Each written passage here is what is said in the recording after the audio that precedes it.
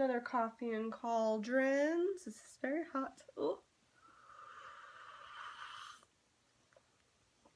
But specifically, I figured I'd talk to how I connected with my matron, Persephone, because that was a very integral part to me finding myself as a witch and really connecting and taking on the word. So I had mentioned before that a lot of how I found a lot of these witchcraft and these terms was all through hashtags and videos and things of that nature. So I had watched quite a few videos of multiple witches talking about personified deity, just connecting with deity, matron, patron type of deal. And at first I was not connected with this idea at all. Like, I was very much one of those witches that did not find a necessity, in a sense, that was like, I was very much convinced, it's like, no, the whole reason I'm doing this is for personal power, personal growth. Why would I need to connect to any sort of deity? I don't want a deity that's above me, and I don't even think I really believe that. It hadn't really happened upon witches quite yet who were all talking about the reason they believed in deity, and the reason that they could look at it from a pantheist point of view and multiple other types of point of view. I've read so many and watched and listened to so many different points of views on how different witches deal with deity now, and even my own is still very convoluted and odd. But I have always been extremely connected to characters and connected to stories and specific stories, and I think that they are kind of become this holy, sacred image in a sense for a lot of things. They definitely, for me, because I'm a writer and an artist, when I think of like a character that has become enshrined in a sense in the cultural, I don't know, knowledge of who that character was, it definitely could be something to be interested in, that point of view of understanding that these characters and these stories and their tales and their lessons are so vast and have been part of culture and our understanding of humanity for so long that now they hold importance. And that was totally fine and cool. I didn't really see a necessary need for that to be incorporated with my magic. I could see where other people were from, but I didn't really need to bring it in elsewise, right? So, moving forward, I was still researching tools and Wicca and the idea of the god and the goddess, and I would just kind of shrug that off and move past it. Like, even that, I was kind of like, yeah, okay, it's cool that there's like seeing sacredness in the feminine form and having a balance of the two, but the idea of a god and a goddess just was like, still, no, not good for me. I'm pushing forward and I'm kind of deciding, you know, maybe I'll try a couple spells, maybe I'll see what's up, and I'm starting to stumble upon more and more videos about the astral and like deep meditations and this, and I was like, okay, cool, I can do this. I could go in, because I've been doing this for forever. I've been personifying pieces of myself that had fractured off so I could have conversations with them and talk and have better self-improvement. I can't remember where I found that technique from because it's been so long now, but I've been doing that for a while, so I was like, yeah, I can incorporate that in the witchy sense. And I just remember going into the astral for the first time in a very long time, and doing it specifically with a kind of witchy, magical purpose, even if I wasn't comfortable with the word witch yet. Close to spring, and there were these flowers that were blooming all around my parents' garden, and I was watching their house at the time, now that I live here again, but I was sitting down in their garden and just trying to like meditate out and like connect to something else, connect to something bigger.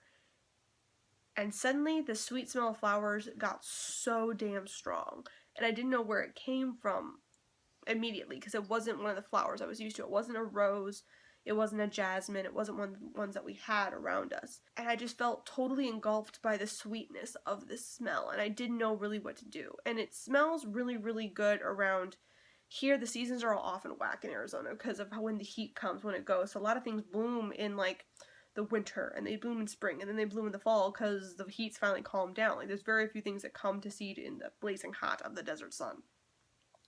So I was very confused in trying to find this flower, and I felt like I had smelt it before, and I didn't know what it was or where it was coming from, and it just felt very weird. And so as I kept trying to meditate, though, throughout everything else, I kept like smelling this smell, and it started triggering for me this idea of being surrounded for some reason by kind of thick trees, like a really deep forest kind of sensation, and I just kind of kept feeling like someone was tapping me on the shoulder, like I need to turn around, and by the time I would turn around though in the astral though, someone was gone. So I was like, okay, weird, maybe it's like a piece of myself that I'm not connected with, because I hadn't really tried to reach out to anything outside of me except for my one entity friend that has been around for a very long time. And even that, to a sense, at the time I wasn't quite sure, what am I connecting with, what am I reaching out to? Is this just an extension of me trying to comprehend my brain, or in who I am as a person, as a holy entity, or is it something entirely outside of me that I have yet to experience? And then I kept doing it because it was making me curious, and the more I reached out, the more like joy up in my heart I felt, the more connection I felt. And so I thought, you know what, on one of my spells that I was trying, even though I still couldn't call myself a witch yet, I'm going to gather as much flowers as I can, and I'm going to try to find this smell. And so I got up at like 5 in the morning to like go on a walk to try to find this smell with a bunch of other flowers. And I kept being drawn again to flowers, to flowers, to flowers, and it didn't really make sense. Because while I do love florals, and I do love, you know, this color pink every once in a while, like I'm much more into like a lot of black and a lot of like darkness and caves and no sunshine. Clouds are better. But I was suddenly drawn to all the sweet smelling flowers, all of this stuff over and over and over and over and over and over and over again. I didn't understand why, and it kept feeling like something was playful. Something was tapping me on the shoulder. Someone was going like, come this way, come this way. And as I'm doing it, I'm still researching more and more about witchcraft and more about Wicca and more about all these things I connect to so much. And as I'm walking around at 5 in the morning with a fistful of jasmine blossoms, trying to find the damn smell. And I have the fistful of blossoms, not because I was called to or anything, but because I was comparing the smell to what was in the air to make sure it wasn't jasmine. It was actually the thing that's smelling. Because everything going, fruit trees are going, like everything smells so freaking sweet. And I finally happened upon this tree. I still don't know what it's called. I just know there's a bunch of them in our neighborhood, which is why I kept smelling it, because I was surrounded by this sweet, sweet smell. And so I stood underneath this sweet-ass smelling tree. It had all these little yellowy, flowery, pollen-y things, and the bees were surrounding it. They were absolutely loving this damn tree. And it's like kind of like cascading down a bit, like the branches are getting a bit heavy. It's kind of a shorter tree, but sometimes they're taller in the neighborhood. And I'm standing underneath it, I'm just like, oh my god, I could breathe in and inhale this smell for forever.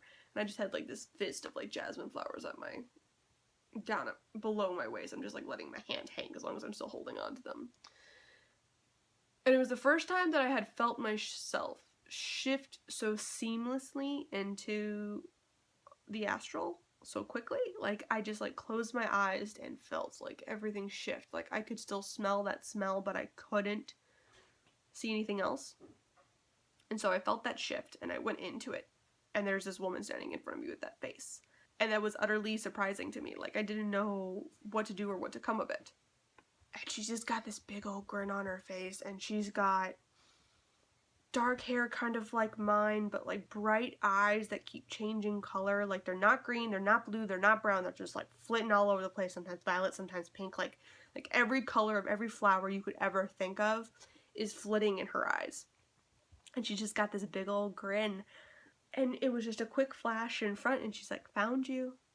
And I'm like, that's fucking creepy, and I don't know where that was. And I couldn't know who this, like, it was just so playful, but so sly, and so, like, come on, like, let's go, like, let's see what we got here.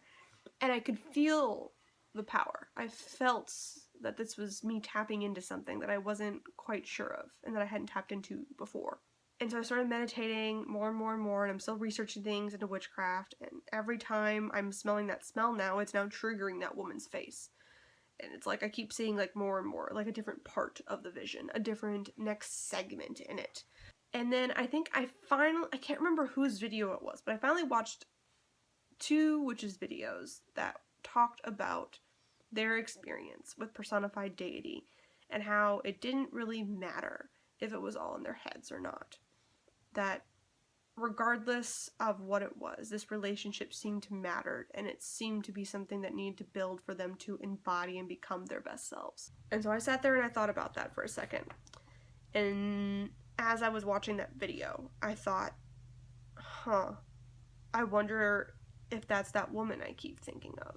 If that's what I keep seeing. The minute I could like wrap my head around it and think that like, yeah, personified deity is fine. Personified it's okay to work with this, even if it seems ridiculous, or it seems like out of body, or like not the whole reason you wanted to get into it in the first place. Like, just try and connect. And so I was like, okay, well, I need to figure out who the hell this woman is. And so I just started, the first thing you Google when you Google, like, flower maiden is Persephone pops up. So I thought, okay, well, I can do this. I can go into my astral and, like, call out to somebody and see if someone answers. And she answered so quickly. And it was the same woman who kept popping up. And it was like, she was like, you finally got here. Like, it took you a minute, didn't you? And then she just grabbed my face and brought her eyes so close to mine. I'm seeing those flashing colors all over them again. Then suddenly her lips that are like this, like, almost pale, like the color's been zapped out of them type of deal. Like, there's so much color in her eyes, and like everything else seems kind of like not as much. And then these go from pink to like stained, and it's like, now I can relate it to, oh, it's stained from the pomegranate. And she just grabs my head, and then like all these flashes of images are like shrinking past me. It's like all the times I've ever felt connected to something that is bringing life, and how much I love the changing of the seasons. And it's like, and the connection to death and darkness, and loving the winter, and loving the cold and the dark, but also loving the growth and the warmth, and how much I love the constant change, the constant evolution, and how I love balancing those two things and floating from one into the other. And I suddenly realized, oh my goodness, if this was something that I was tapping into all the time, and if I could just take a minute and take on the belief that personified deity is a thing, that deities are trying to reach out to you, then that means that this person, Persephone, this goddess, was trying to reach out to me for so much of my life. For so many things was I trying to tap into this idea of holding two seemingly contradictory points and bringing them together to really find power and balance and self-love and growth and all of those things. And once I did that, it was just kind of like, oh, like, hi, apparently you've been trying to talk to me for a while and I've been ignoring you. My goodness. And then we just sat under that tree that smelled so damn good, and we talked for a very, very long time. And it was funny how the first talk was all about her kind of going, hey, like, yeah, I've been trying to talk to you for a while, but it's okay if it took you a minute. But hey, you're here now, so let's chat this out. Let's talk about where you've been doing, what's going on. Why are you now coming to this? Why are you fighting that word that you embody, that you connect with so well? Why are you fighting the word witch? And I was like, I don't know. It just feels very weird. And it felt like such a natural thing after that deep, long meditation, of that long conversation with her about why I was fighting that word, why I was fighting who I was, in a sense.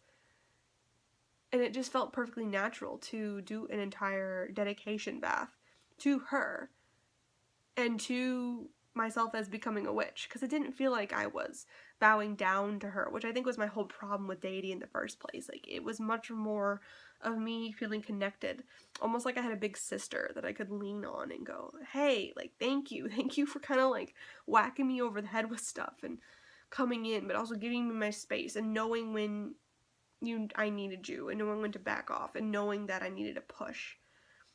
And thank you for being available for me to tap into you and use you as I go on this journey.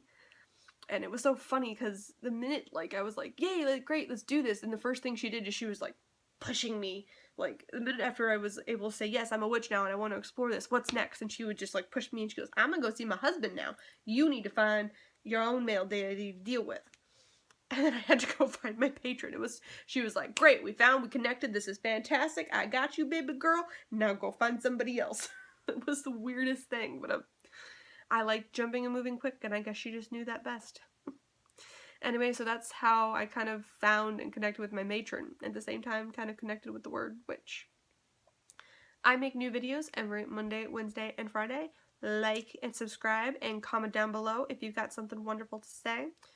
Any other people who are dedicated Persephone down there, comment down below, because she's very intriguing. She's got a lot of this playful, this cunning, this darkness and this very like, oh, I'm gonna tell you all the questions. Like, I'll answer any of your questions, but I'll not be answering the one you actually want to ask until you ask it. Like, let's see what's up. You have to choose. You have to take a bite of that pomegranate and figure out what's the in-between and stuff for yourself. I don't know. I find it's really easy with her. She ignores me or will push me and kind of give me that look like, are we really doing this right now? If I am ignoring change, if I am resisting the change, or if I'm not embodying the now, if I'm too one, like, where's the change, where's the change, where's the change? If I don't take a minute and appreciate the damn season that I am in right now, she just looks at me and goes, girl, that's gonna be gone in 2 seconds. Like, appreciate where you are. Take a second. Another time she's like, you are holding on way too much and you need to move. You need to move on. Come on, it's a cycle. It's a growth thing. Let's go. Moving, moving, moving. I don't know, that feels really good with her. Anyway, that's the end of that, and end of coffee talk. And I will see you guys next time. Bye.